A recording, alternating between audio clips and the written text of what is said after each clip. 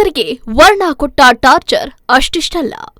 S, ಕರ್ನಾಟಕದ ರಾಜಧಾನಿ ಬೆಂಗಳೂರು ಸೇರಿದಂತೆ ಹಲವು ಜಿಲ್ಲೆಗಳಲ್ಲಿ ಮುಂದಿನ 1 ವಾರಗಳ ಕಾಲ ಭಾರೀ ಮಳೆ ಆಗಲಿದೆ ಅಂತ ಹವಾಮಾನ ಇಲಾಖೆ ಭವಿಷ್ಯವನ್ನ ನುಡಿದಿದೆ.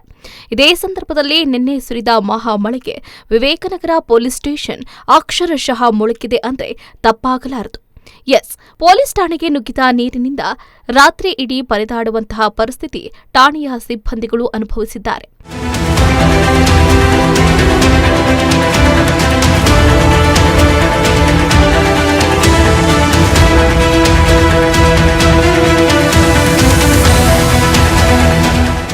ಅಷ್ಟೇ ಅಲ್ಲದೆ ಕೆಲವು ದಾಖಲೆಗಳು ನೀರು ಪಾಲಾಗಿದೆ.